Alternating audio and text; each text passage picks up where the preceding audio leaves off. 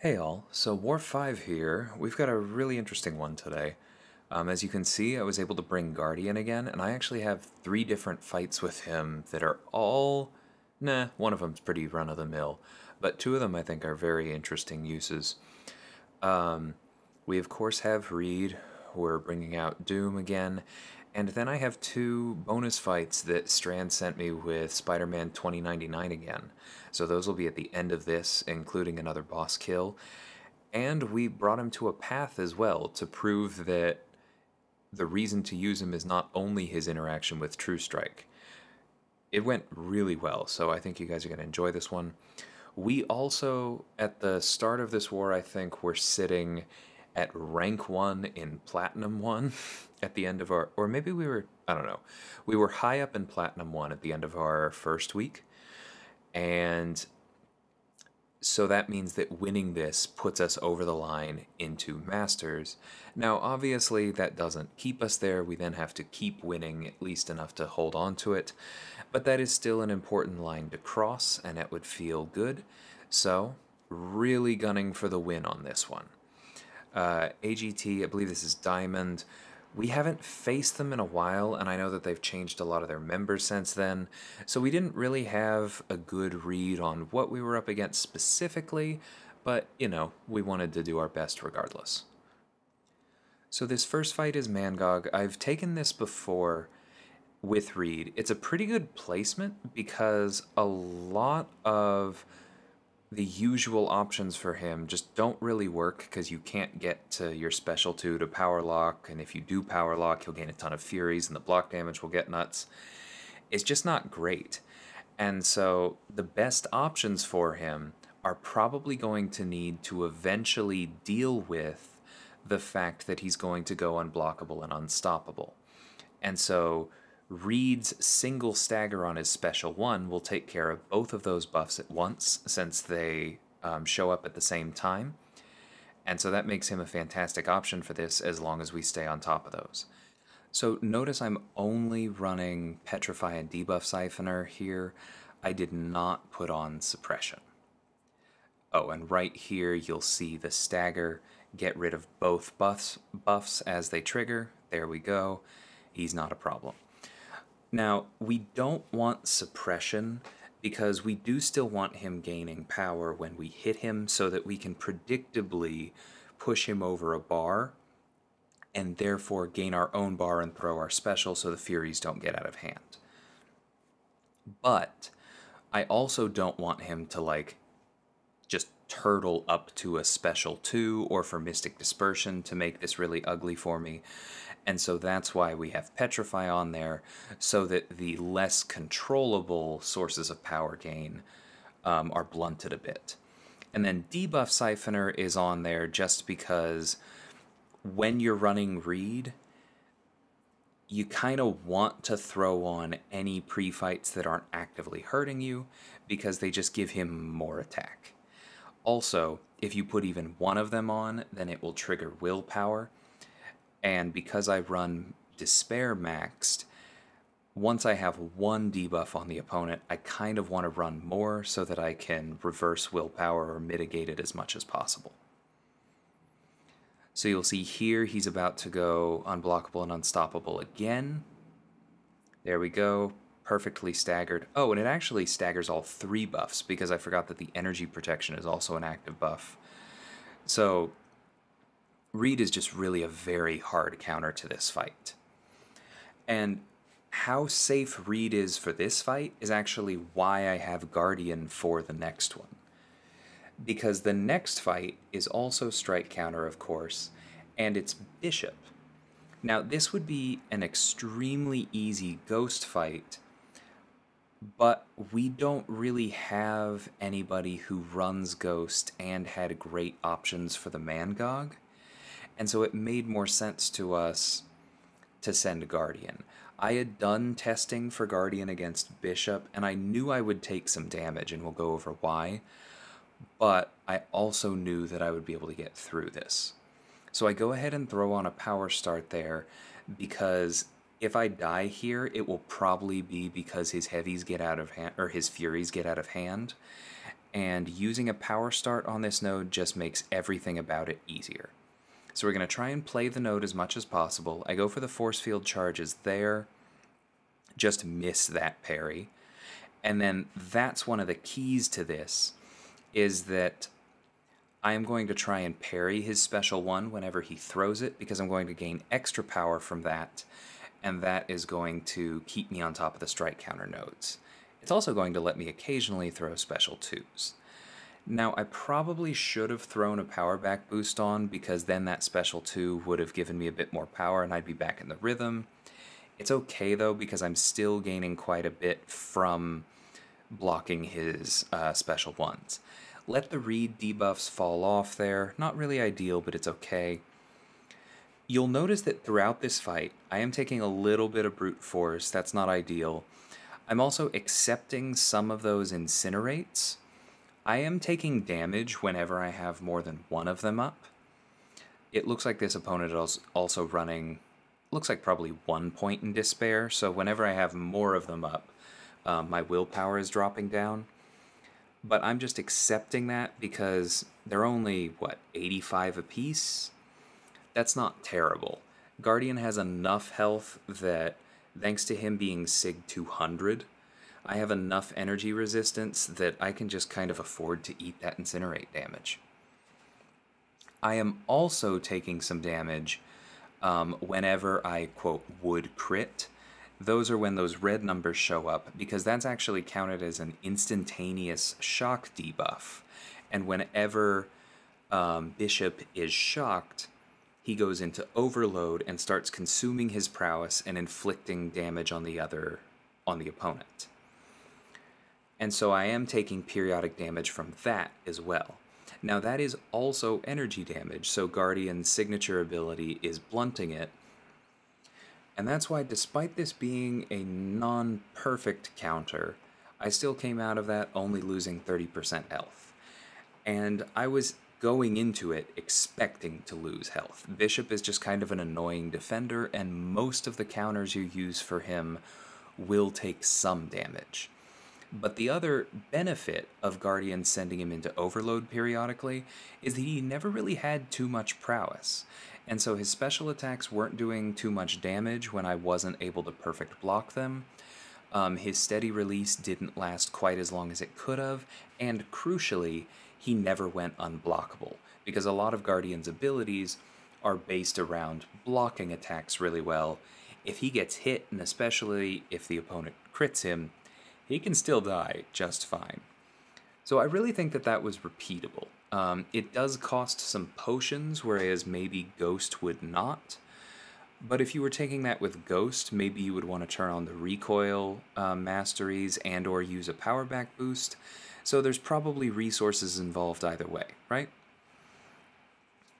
I think I'm happy with that, and I would assign it again. And I am so happy that I've invested in Guardian. So now we're on to Mysterio on Power Snack. I've taken Power Snack with Reed many, many times. Mysterio does benefit from the Untouchables Global, but I'm not planning for him to throw any special 2s, so that just won't matter. I'm probably going to take a little bit of reflected damage at one point or another, because I would rather eat that damage than wait it out and be wrong on when my next opening for a heavy is and lose the pre-fight debuffs. Because if I lose the debuffs, then I could actually die here. As long as I keep them up and I can stack them, Reed stays in control of this fight and we're not in too much danger, unless we just like go ham into his reflection gas. So as per usual, I actually do not use a power start for this node most of the time these days, because, as I've mentioned before, I am running the Petrify Mastery maxed. Not ideal right there. I was just unable to land that parry, and so I had to throw a special 1 instead of saving to the special 2, but it's okay, we were able to refresh them and avoid disaster. Yeah, sometimes if you miss parries, especially against Mysterio because of how much he loves his heavy, it can be a little ugly. But as I was saying, because I run the Petrify Mastery maxed, and because of the interaction between that and Reed's suppression pre-fights, it's possible for me to get to my first special 2 on this node before the opponent gets to their special 1. Now right there is something I want to talk about, because now that I have 3 Petrifies up, I was actually safe in pushing Mysterio over his second bar of power when I needed to. Then I intentionally triggered Power Snack and reversed it by 20%, dropping him back below a bar so that he would throw the special I wanted and not the one that could be a problem. At the end of the day, only a rank 2 Mysterio, not a big problem. I do want to apologize real quick for the shifting aspect ratios here. I actually had plans Saturday night, and so I had to do that Mysterio fight on my phone, which obviously has a different aspect ratio than the iPad I normally play on, and it will change again later because I believe Stranz also does his fights on a phone. So just hope that doesn't bother anyone too much.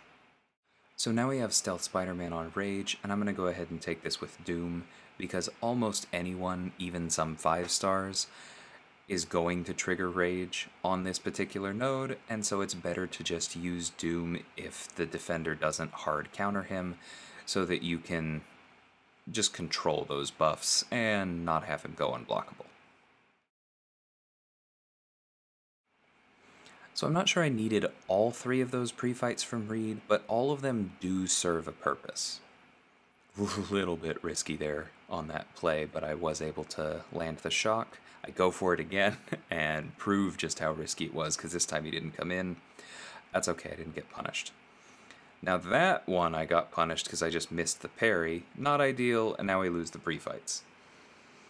That's okay because we didn't need them, but they were helpful. Because the Petrify blunts the power gain that he gets from Untouchables.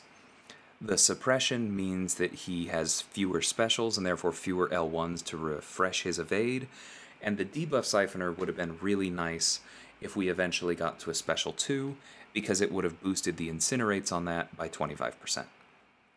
Now, my plan here, as you just saw, was to intentionally trigger the evade such that it was on cooldown before throwing a special 3 so that I could use the Doom cycle properly.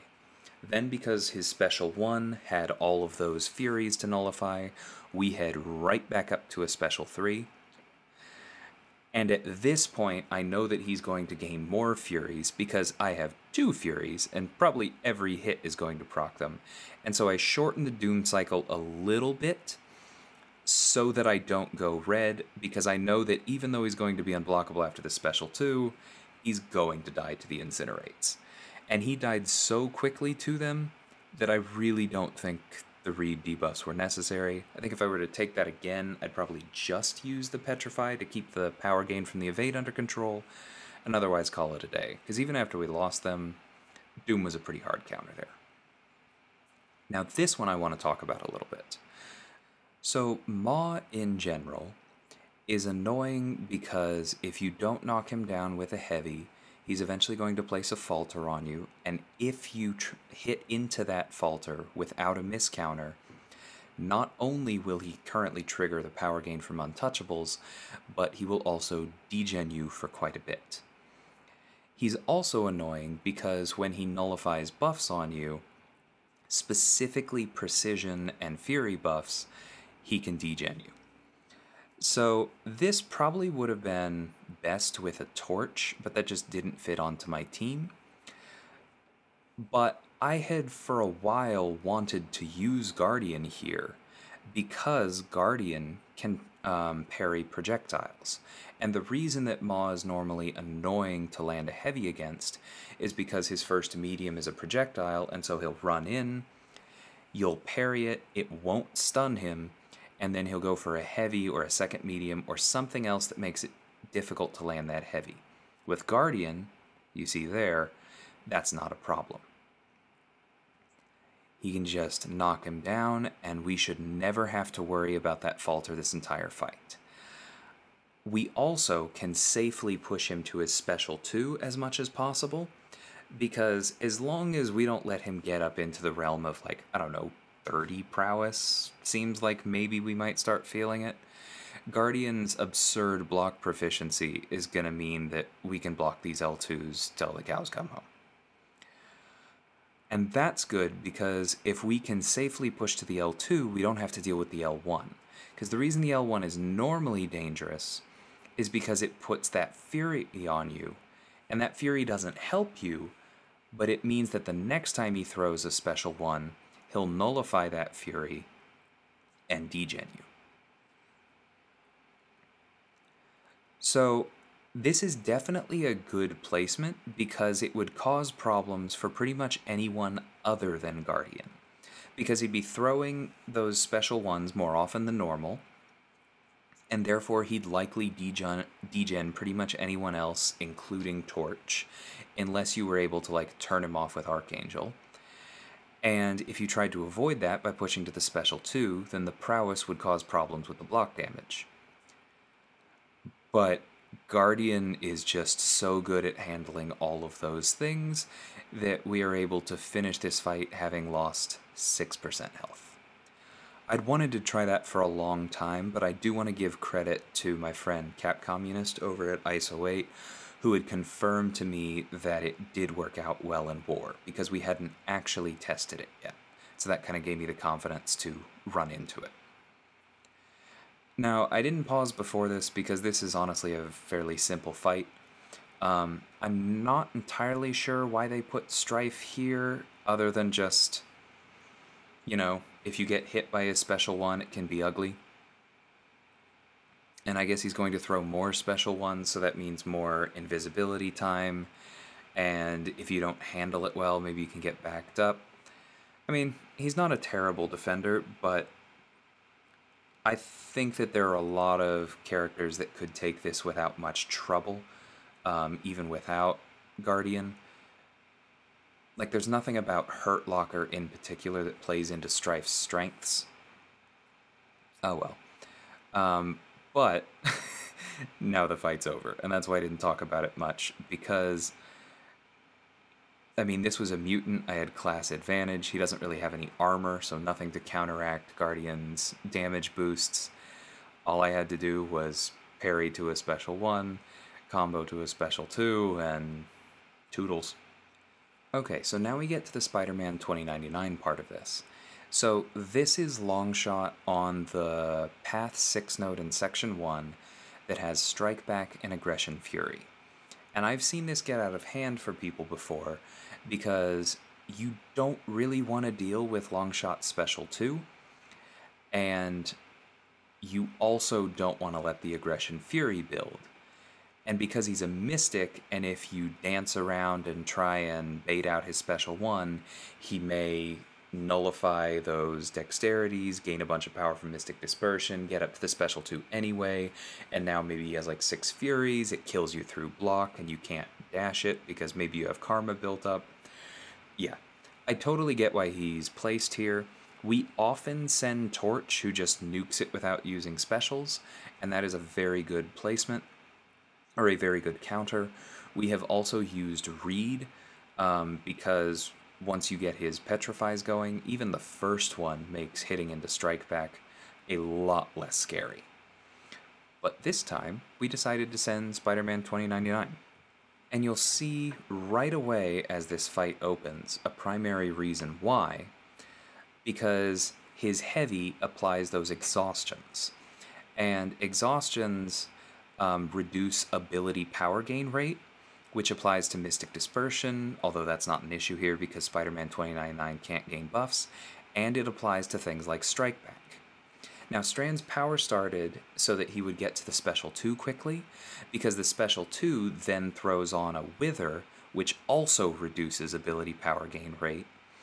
And so, with 4 exhaustions up, each for minus 15% power gain rate, and 1 Wither up for minus 125%, he was reducing the bar of power gained by Strikeback by a full 85%. Now, missing that parry did hurt because of all these Aggression Furies, but that's okay. He survived that, and then once he built up to his second Special 2, same thing. You see how Longshot actually loses power from Strikeback when he's hit with a special. Excellent counter to the node.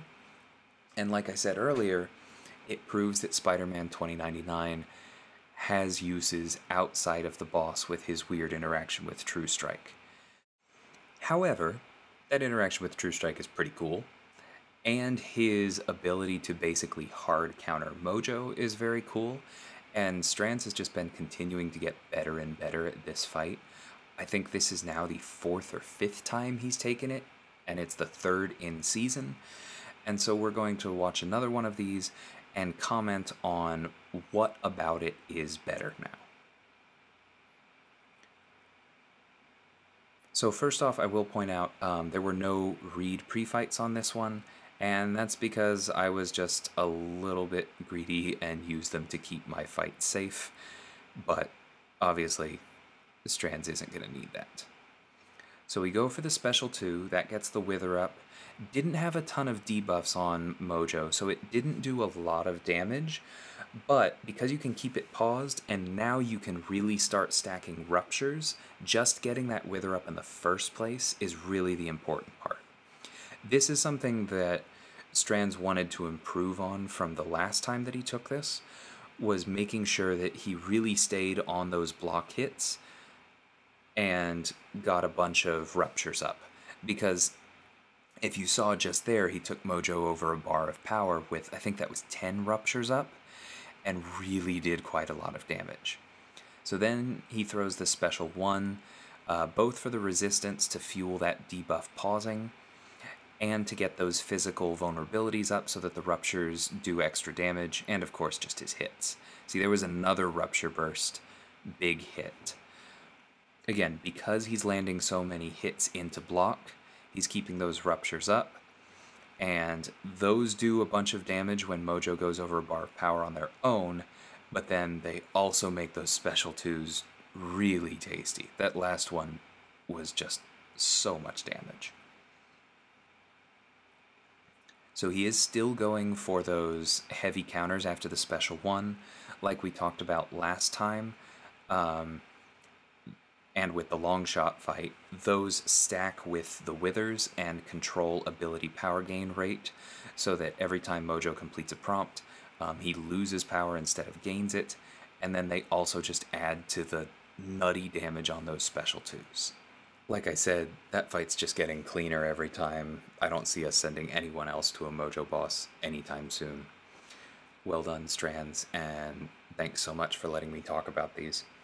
Now, I will say, in a broader sense about Spider-Man 2099, I think that Longshot fight really speaks to the breadth of his utility.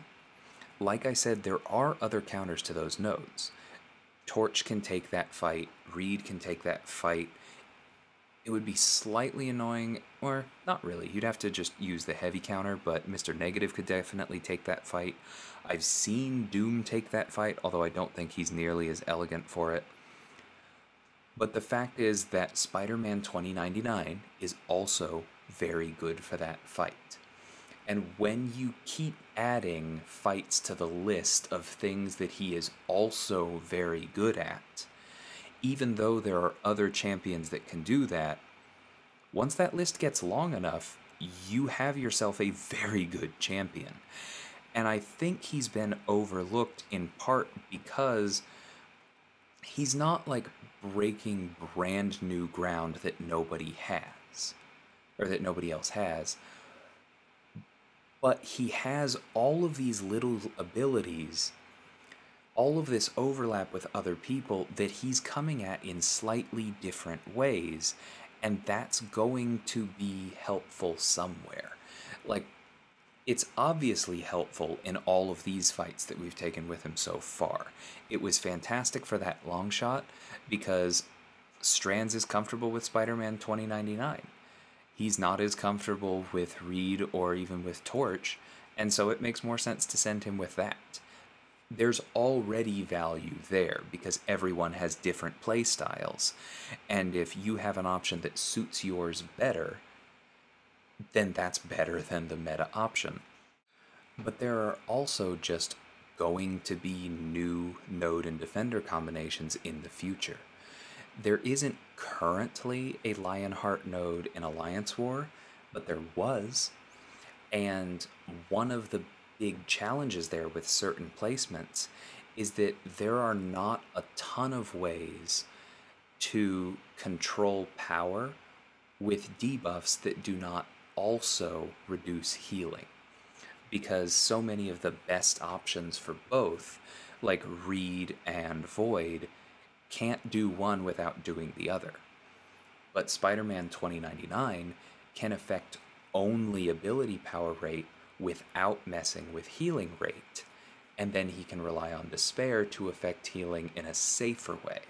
So if you had a really strong Mystic on Lionheart, Spider-Man 2099 is probably a better option than those.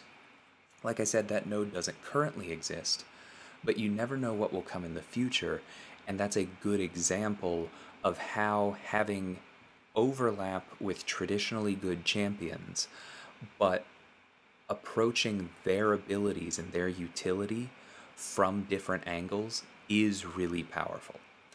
And because of that, I just think that Spider-Man 2099 will just continue to develop more and more places in the meta, and is absolutely an excellent champion that you should be interested in adding to your roster and figuring out. Hope you enjoyed this war video. We did end up winning this one, and so we have crossed the threshold into Master. Really good performance by everybody. I think we were at 163, and just a couple of fluke deaths. Actually very unfortunate because both of them broke fairly long deathless streaks, but better to do that in a war that we won and both of them learned from them, and that's all we can ask for, right? Stuff's gonna happen to everybody. But yeah, we're over the line in Masters. Now we just need to continue to tighten up so that we can stay there. But it's shaping up to be a really great season, and I've been enjoying the hell out of it. Till next time, take care.